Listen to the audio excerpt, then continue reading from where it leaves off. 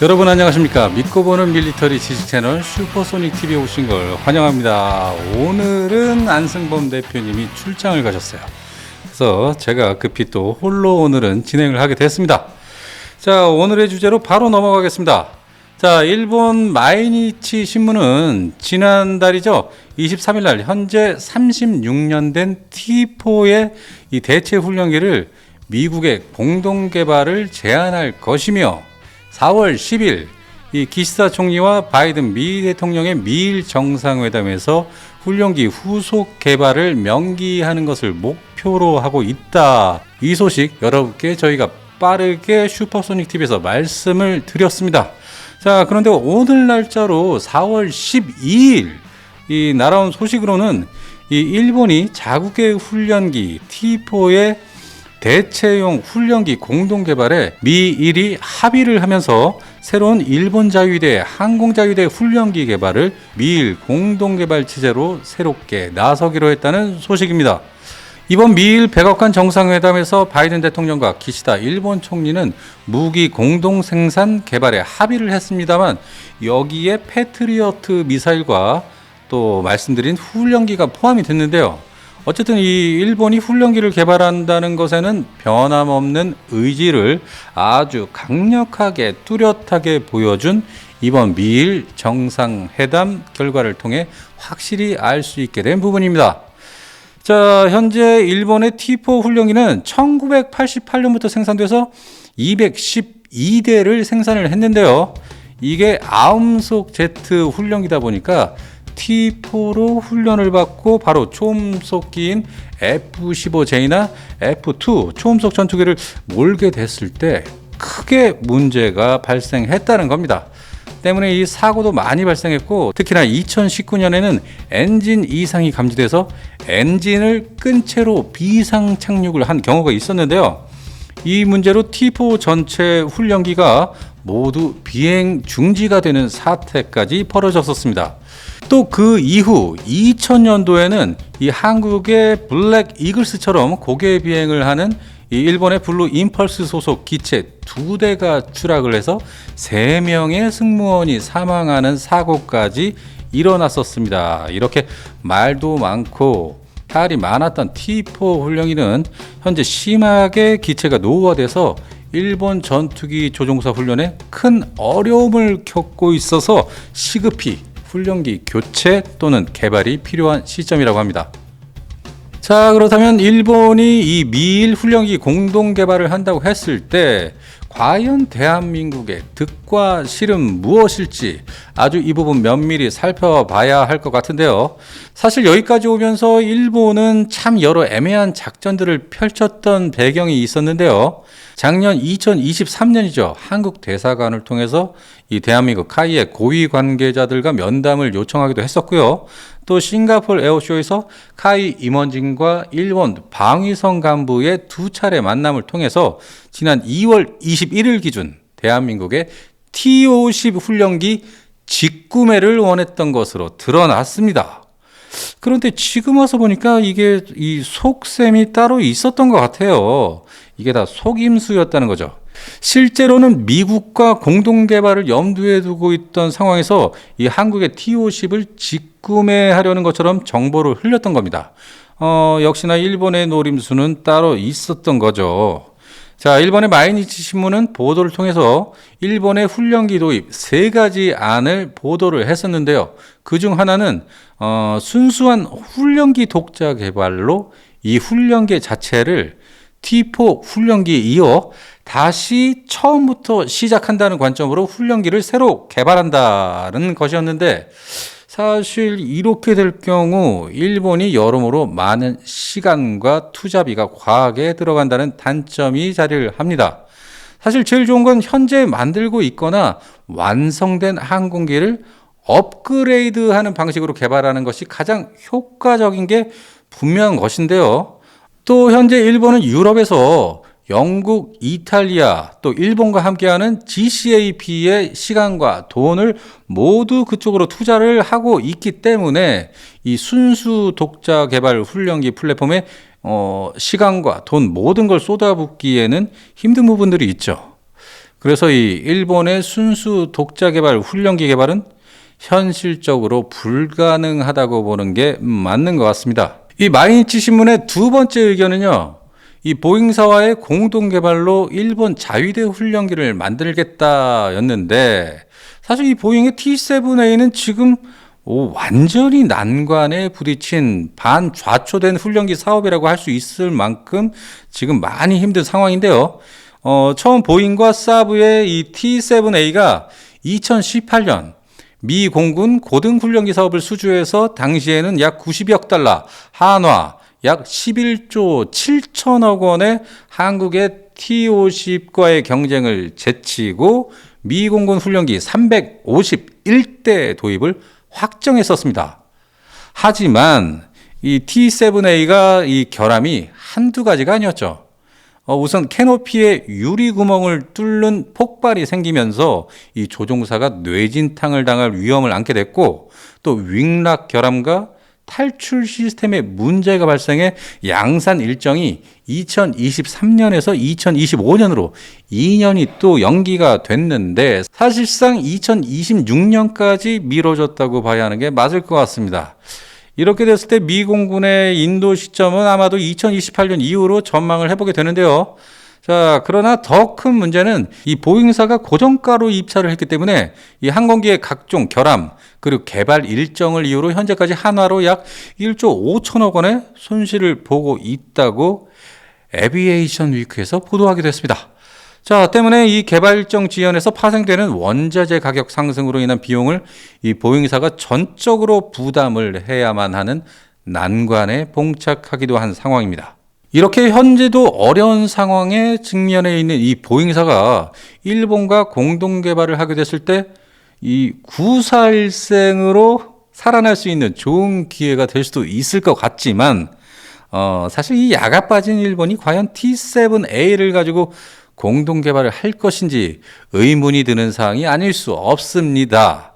현재까지는 아직 정확한 발표는 없습니다. T7A로 할지 독자 개발로 할지 아니면 대한민국의 T50을 바탕으로 할지 정확한 발표는 없습니다만, 가장 유력한 기체는 역시나 T7A로 공동 개발할 것이라는 전망을 하고 있습니다.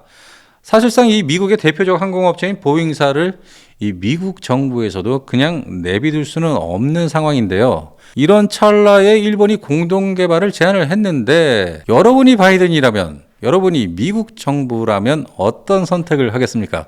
저 같으면은 그래 좋아, 일본 웰컴, 자 한번 열심히 만들어 보자고, 다만 돈은 좀 많이 준비해 줘 라고 저는 할 것 같습니다. 그런데 여러분께서는 또 어떻게 생각하실지 궁금하네요. 댓글로 좀 써주시기 바랍니다. 자, 어쨌건 망해가는 내 새끼한테 돈 들고 와서 함께 잘 좀 해보자는데 안 받아줄 부모가 있을까요? 아무튼 아직 이 부분은 정확히 결정된 건 아니니까 함께 지켜보시죠. 자, 그리고 마지막 일본 마이니치의 세 번째 의견입니다. 일본 고등훈련기 공동개발, 미국의 록히드 마틴에게 제안할 수 있다, 이런 의견인데요. 사실 록히드 마틴과 공동 개발을 한다면 대한민국의 T50을 발판 삼아 개조 개발하겠다는 뜻인데요. 이렇게 된다면 이미 완성체인 T50을 토대로 개발을 했을 때 일본 입장에서는 최소한의 리스크를 줄일 수 있고 시간 및 투자비 대비 많은 혜택을 볼 수 있을 거로 예상이 됩니다. 자, 그러면 이게 T50J로 나오는 건가요? 하지만 중요한 건 T50 자체가 대한민국의 이 공동 개발이면서 T50에 대한 상당한 지분을 대한민국 카이가 소유를 하고 있기 때문에 록히드 마틴 맘대로 공동 개발을 할 수는 없습니다. 특히나 이 한국이 허가를 해줘야만 이 개발할 수 있는 부분이라 일본이 과연 이 T50을 두고 공동 개발을 하자면 록히드 마틴한테 달라붙을지 저는 일단 아닐 것으로 추정합니다. 결국 종합해보면은 일본은 이 미국 보잉사의 T7A를 공동 개발하려고 한국의 T50을 여지껏 들러리로 세운 게 분명히 보이는데, 사실 그렇게 됐을 때 한국의 득보단 실이 작용하게 되는 부분이 앞으로 발생하게 될 것 같다라면서 오늘 또 어젠가요? OBS에서 단독 보도를 했습니다. 뭐라고 했냐면 일본이 T7A 공동 개발을 하게 되면 K방산의 파장이 불가피하다. 향후 미 해군 훈련기가 같은 기종 T7A 공동 개발 기종으로 채워질 수 있기 때문이다. 이렇게 말을 했습니다. 그럼 여러분은 어떻게 생각합니까? 제가 봤을 때는 딱히 그럴 일은 없어 보입니다만 OBS가 무슨 근거로 그렇게 아무렇게나 보도를 했는지 이해가 잘 안 되는 대목입니다. 자, 미 해군 고등훈련기 사업 UJTS Undergraduate Jet Training System이라고 해서 영화 탑건 1을 보시면 톰 크루즈를 계속 따라다니는 이 훈련기가 있어요. 그게 교관이 타던 훈련기인데 그게 바로 해군 전술 훈련기 TA-4J인데요. 이게 80년대까지는 이 스카이호크 계열하고 이 T2C 버크아이 중등급 훈련기가 있습니다. 이 두 기종을 다 썼었어요. 그러다가 90년에 지금과 같은 해군 전술기 도입 사업을 벌이게 되는데 이때 선정된 게 바로 BAE 시스템즈의 호크를 함재기화한 거죠. 이걸 220대까지 만들었었고 생산 연도가 2009년도까지 마지막 버전인 T-45C 고스트 호크를 도입해서 미 해군이 사용을 했었습니다. 그렇게 시간이 흘러 내년 2025년 하반기에는 이 해군 고등훈련기 도입 사업의 규모가 최대 145대에서 220대를 2025년 하반기까지 계약을 계획하고 있다고 합니다.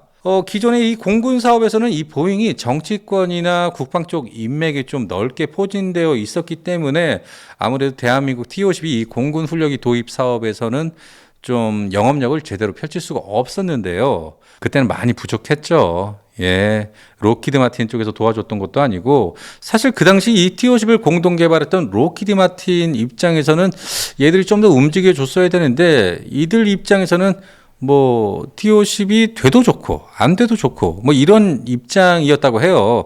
그래서 이 공군 훈련기 사업에서는 대한민국의 T-50이 쓴물을 삼킬 수밖에 없었는데요. 결국 이 T-50 공동 개발을 같이 한 로키드 마틴이 손을 좀 솔직히 좀 많이 써줘야 돼요. 로비나 인맥 동원 그리고 T-50 미국 투어라든지 그리고 홍보도 정말 잘해야 되거든요. 이 로키드 마틴이 그렇게 되면 할 일이 많아지는 거죠. 이 모든 게 뭉쳐야만 이 미 해군 사업을 우리가 쟁취를 할 수 있게 되는 건데 사실 내년 2025년까지 시간이 별로 많이 남아있지가 않습니다. 지금 카이에서도 그렇게 됐을 때 활발하게 좀 영업력을 펼쳐야만 얻어낼 수 있는 사업이 될 텐데요.